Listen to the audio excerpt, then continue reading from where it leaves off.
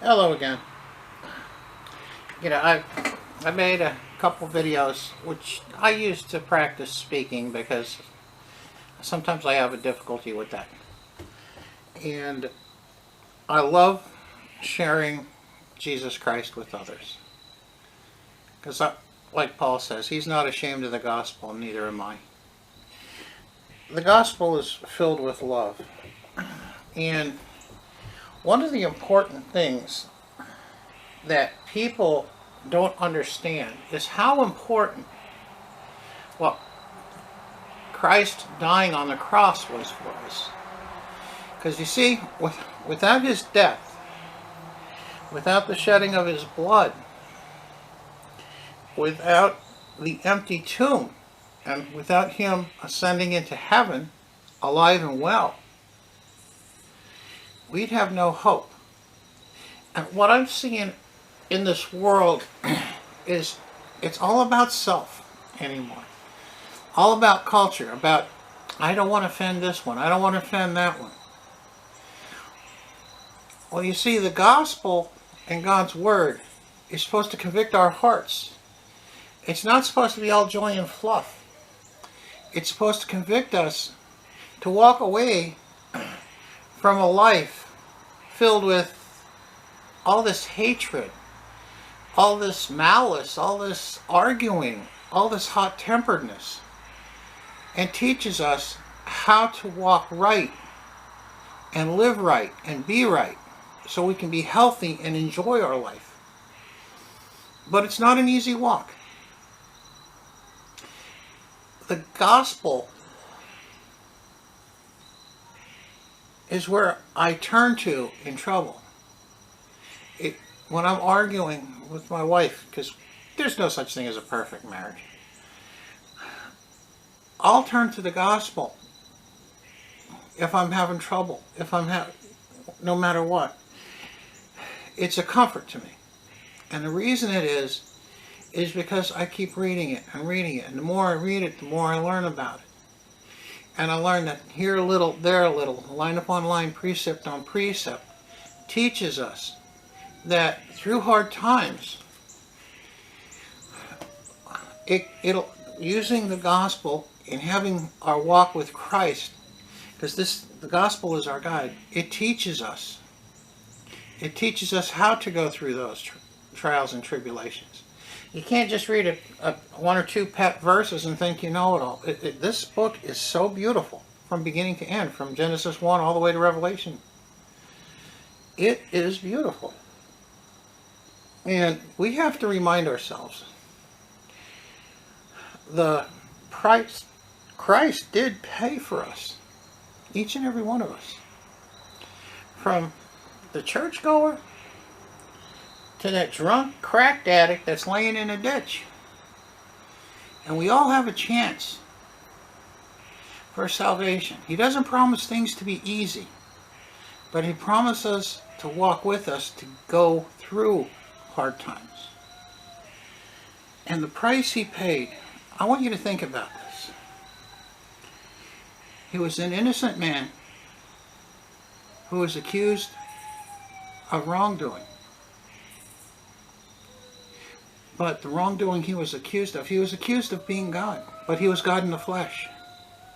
The people hated him so bad for that they lied and deceived people into hating him, into where there was a mob mentality that even Judas started to believe, and he got hooked into it. Judas was one of God's inner circle, his 12. Judas sold him out for 30 pieces of silver. And then the Sadducees and the Pharisees, the higher Jewish nobility, drug him off to Caiaphas' house. Then they drug him to Pontius Pilate's house. At Caiaphas' house, the high priest, they slapped him, and they literally bitch slapped him and punched him and worked his face up and gave him a few good bruised ribs and everything else like that. Then he went to Pilate. And Pilate when they heard, he was like he knew he was an innocent man, but he was troubled. But there was a mob mentality going on, and the mob kept getting bigger and bigger and bigger and bigger, because the Jews had deceived them. And you know how mob mentality goes. You get one or two that start, and then the rest, they don't know the whole story, so they just start and go along with the rest. So you had that. He questioned Jesus, knew he was innocent, went back out a couple times. Say, oh, look, this guy's innocent. I have no reason to accuse him. But they kept screaming louder and louder and louder, to where Pilate knew there was going to be a revolt. Then, so Pilate had him scourged. He had 40 lashes less one with a Roman scourge, which is a long rod about this big, with 9 to 12 leather straps on it, and at the end of each one is razor sharp shards of metal or glass. Now think of that on your back and on the sides of your ribs. And when it digs in, when it comes back, it pulls out flesh. And when they snap it back, all that flesh flies off, and then it goes in for another grab. So you have 12 grabs flesh, 12 grabs flesh. His back was raw meat to the bone in places. Jesus Christ should have died right there. He should have died right there, but he didn't. They took him, and Pilate took him in front and said, this man's innocent. And they said, crucify him, crucify him. Give us Barabbas instead. And one of them out of the crowd says, lay this charge on us and our children. If you go to Luke, I believe it's in Luke, it's in there. Lay this charge to us and our children. I believe that's the verse, but if not, it's the meaning of it. Then they took him, paraded him over to Herod's house, where Herod wanted to speak to him, but they made fun of him instead. See, here's the thing. In Herod's house, they put a purple robe on him. Purple is a color of mocking and shame for the crucifixion. And in Herod's house, when they finally sent him back, because he was in Herod's house, he was in Pilate's house, Herod's house, then went back to Pilate's house for the final thing. And when he was there, they put scarlet robes on him, a red robe, another robe of shame.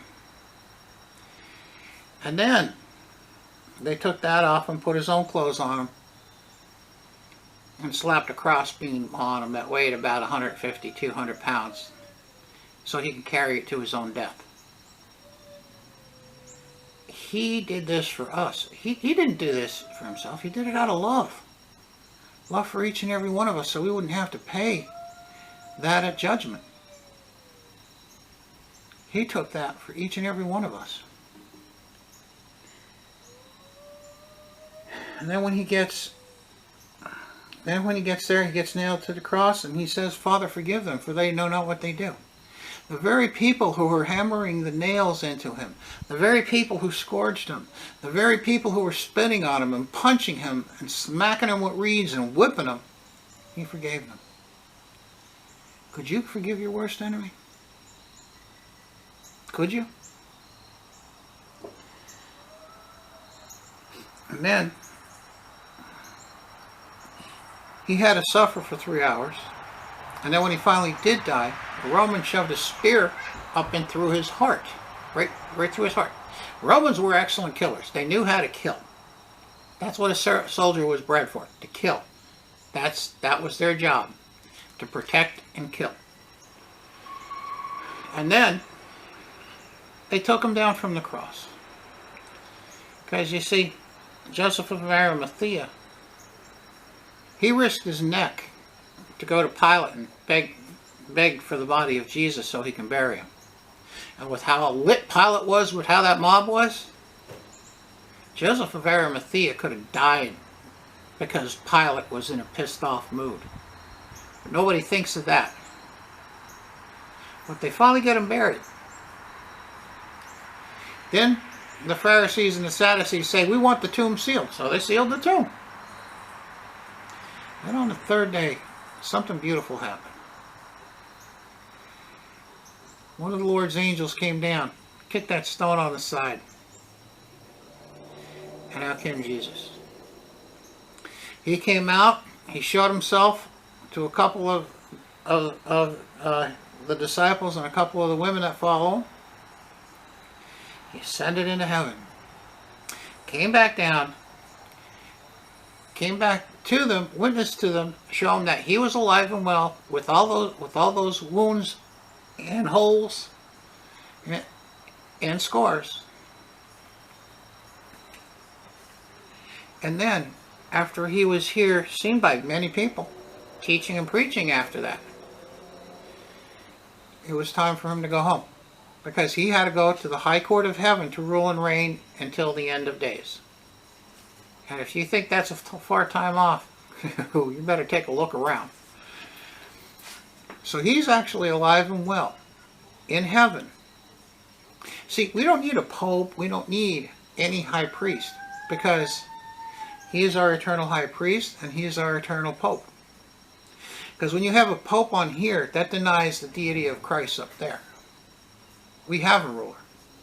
We have a pope. We have a high priest. His name is Jesus Christ. The book of Hebrews will tell you that. He is our high priest and our pope.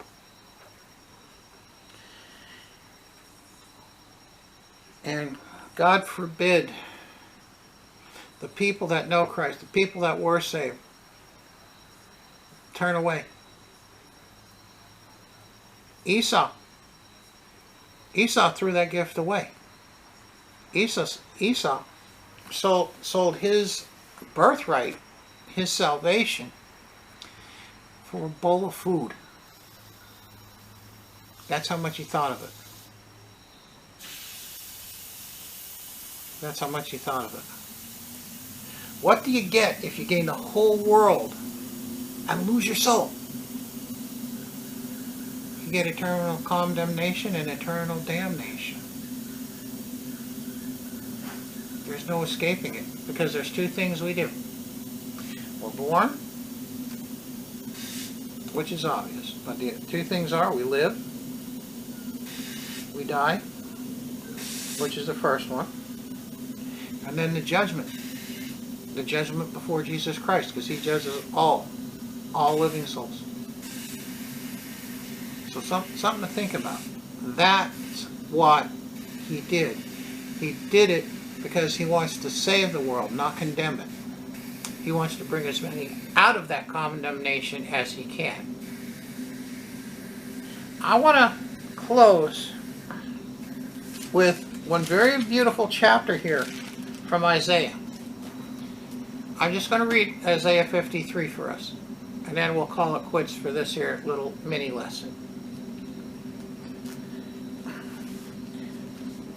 Chapter 53 of Isaiah. Who hath believed our report? And to whom is the arm of the Lord revealed? For he shall grow up before him as a tender plant, and as a root out of a dry ground.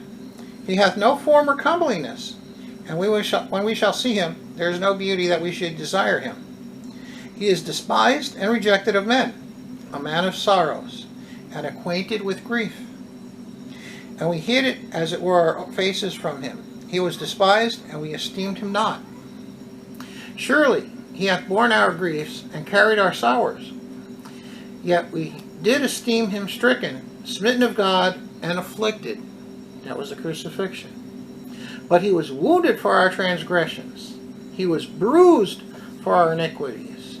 The chastisement of our peace was upon him. And with his stripes, with his beatings and bruises, we are healed. All we like a sheep have gone astray. We have turned every one to his own way. And the Lord hath laid upon him the iniquity of us all.